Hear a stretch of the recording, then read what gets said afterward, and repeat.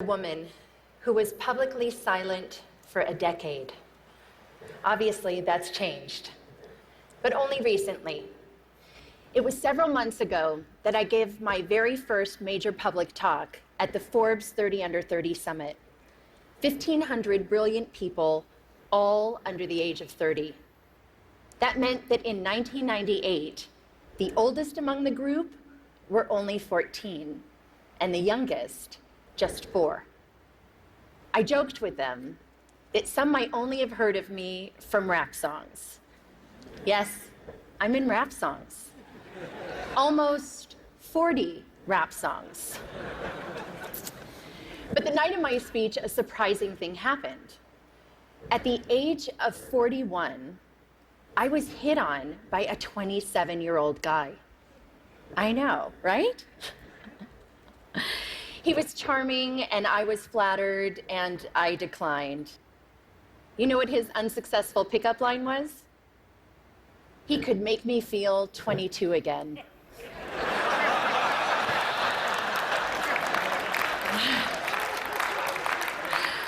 I realized later that night, I'm probably the only person over 40 who does not want to be 22 again.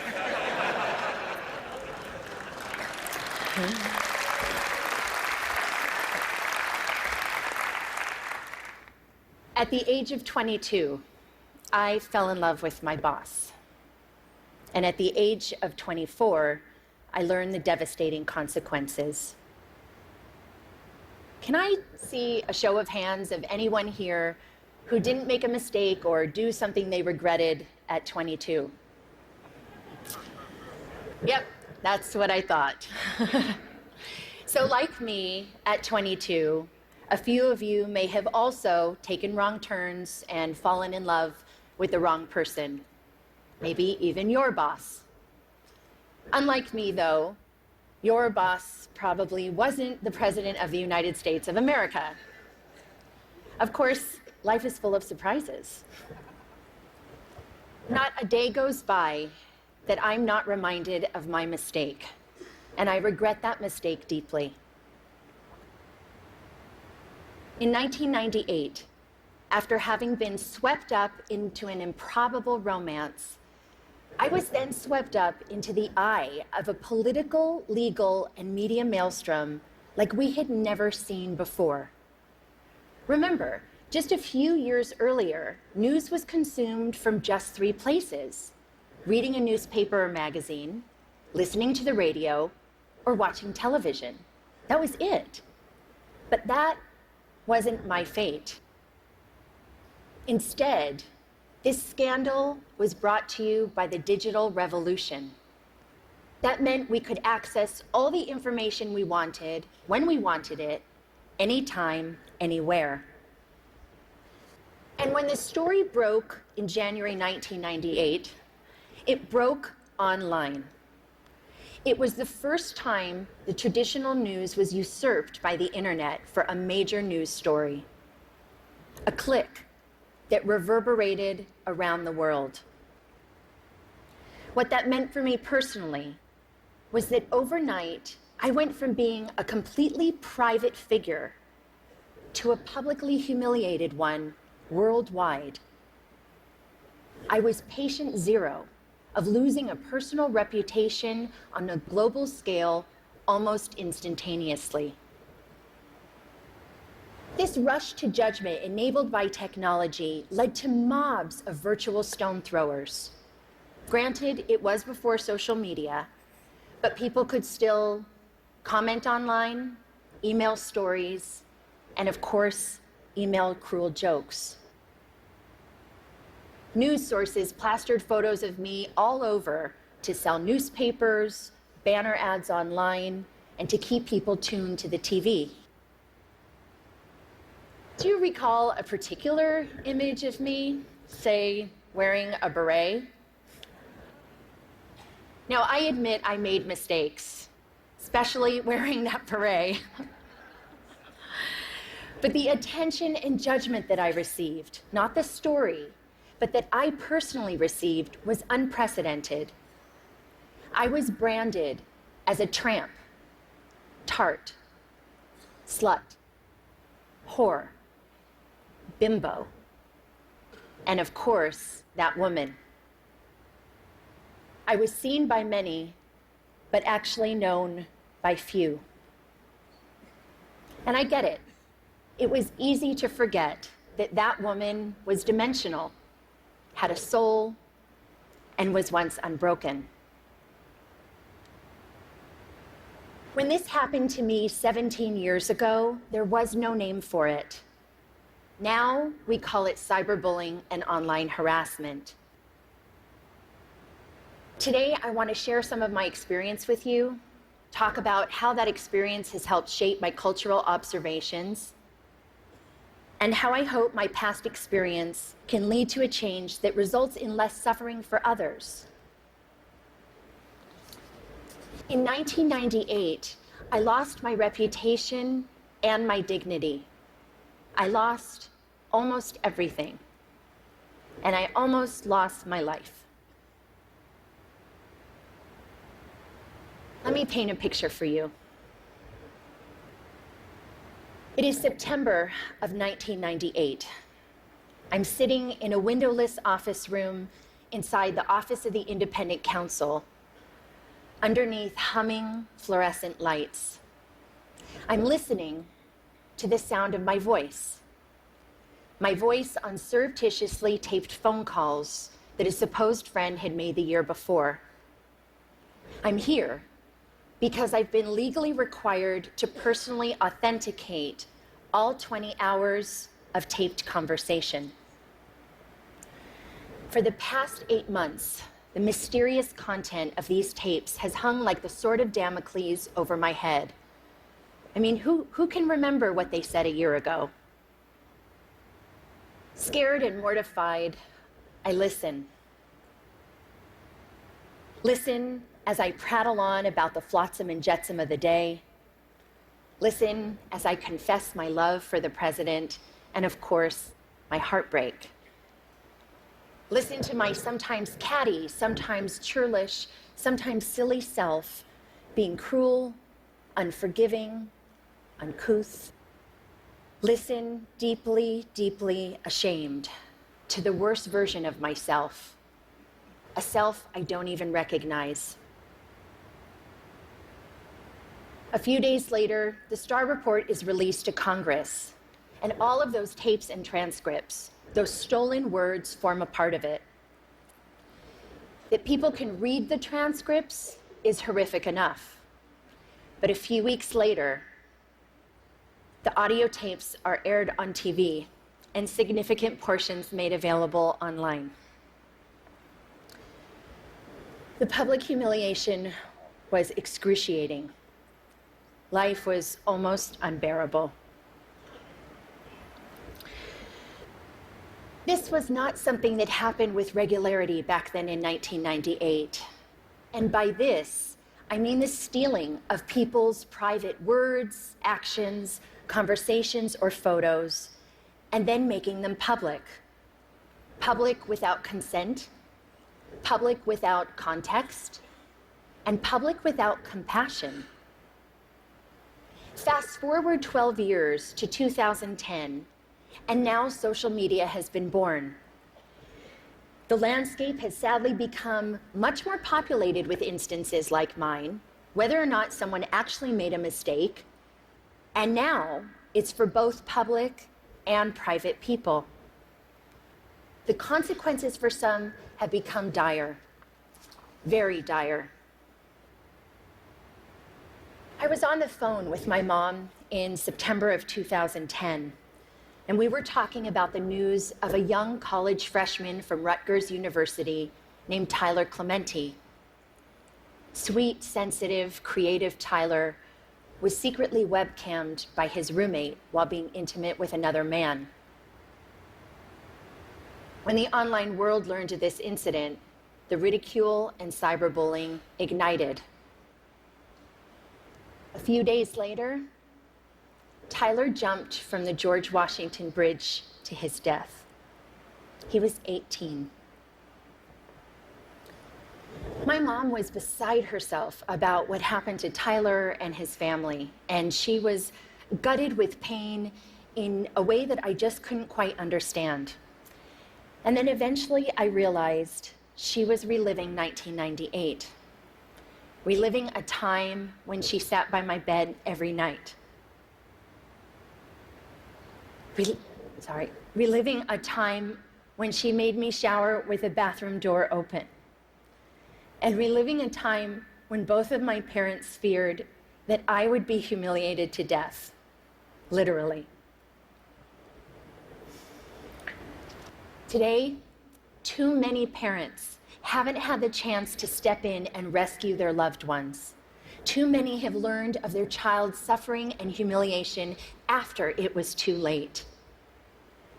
Tyler's tragic, senseless death was a turning point for me. It served to recontextualize my experiences, and I then began to look at the world of humiliation and bullying around me and see something different. In 1998, we had no way of knowing where this brave new technology called the internet would take us. Since then, it has connected people in unimaginable ways, joining lost siblings, saving lives, launching revolutions. But the darkness, cyberbullying, and slut-shaming that I experienced had mushroomed. Every day online, people, especially young people who are not developmentally equipped to handle this, are so abused and humiliated that they can't imagine living to the next day. And some tragically don't. And there's nothing virtual about that. Childline, a UK nonprofit that's focused on helping young people on various issues, released a staggering statistic late last year. From 2012 to 2013, there was an 87% increase in calls and emails related to cyberbullying. A meta-analysis done out of the Netherlands showed that for the first time, cyberbullying was leading to suicidal ideations more significantly than offline bullying. And you know what shocked me, although it shouldn't have, was other research last year that determined humiliation was a more intensely felt emotion than either happiness or even anger. Cruelty to others is nothing new. But online, technologically enhanced shaming is amplified, uncontained, and permanently accessible.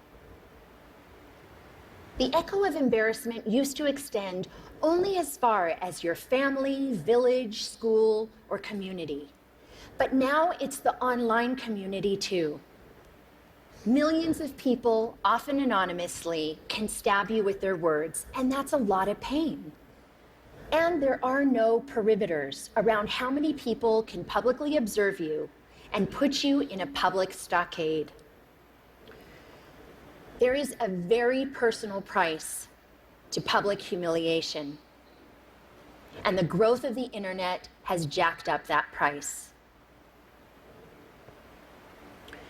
For nearly 2 decades now, we have slowly been sowing the seeds of shame and public humiliation in our cultural soil, both on and offline. Gossip websites, paparazzi, reality programming, politics, news outlets, and sometimes hackers all traffic in shame. It's led to desensitization and a permissive environment online, which lends itself to trolling, invasion of privacy, and cyberbullying. This shift has created what Professor Nicholas Mills calls a culture of humiliation. Consider a few prominent examples just from the past 6 months alone. Snapchat, the service which is used mainly by younger generations and claims that its messages only have the lifespan of a few seconds. You can imagine the range of content that gets. A third-party app which Snapchatters use to preserve the lifespan of the messages was hacked, and 100,000 personal conversations, photos, and videos were leaked online to now have a lifespan of forever. Jennifer Lawrence and several other actors had their iCloud accounts hacked and private intimate nude photos were plastered across the internet without their permission. One gossip website had over 5 million hits for this one story. And what about the Sony Pictures cyber hacking? The documents which received the most attention were private emails that had maximum public embarrassment value. But in this culture of humiliation, there is another kind of price tag attached to public shaming. The price does not measure the cost to the victim, which Tyler and too many others, notably women, minorities, and members of the LGBTQ community have paid, but the price measures the profit of those who prey on them. This invasion of others is a raw material, efficiently and ruthlessly mined, packaged, and sold at a profit. A marketplace has emerged where public humiliation is a commodity and shame is an industry. How is the money made? Clicks. The more shame, the more clicks. The more clicks, the more advertising dollars. We're in a dangerous cycle. The more we click on this kind of gossip, the more numb we get to the human lives behind it. And the more numb we get, the more we click. All the while, someone is making money off of the back of someone else's suffering. With every click, we make a choice. The more we saturate our culture with public shaming, the more accepted it is, the more we will see behavior like cyberbullying, trolling, some forms of hacking, and online harassment. Why? Because they all have humiliation at their cores. This behavior is a symptom of the culture we've created. Just think about it. Changing behavior begins with evolving beliefs.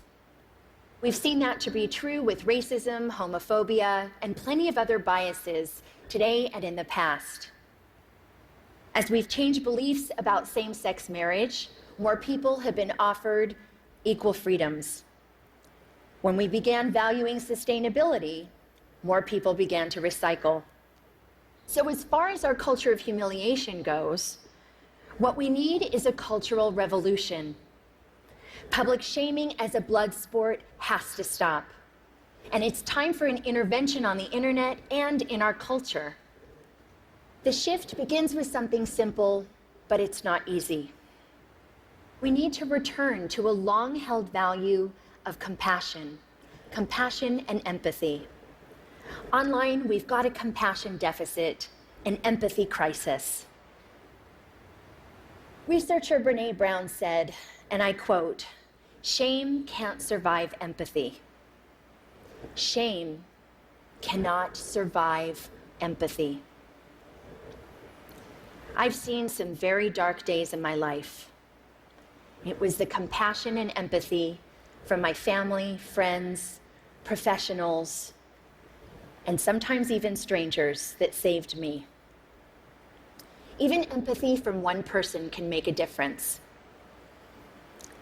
The theory of minority influence, proposed by social psychologist Serge Moscovici, says that even in small numbers, when there's consistency over time, change can happen.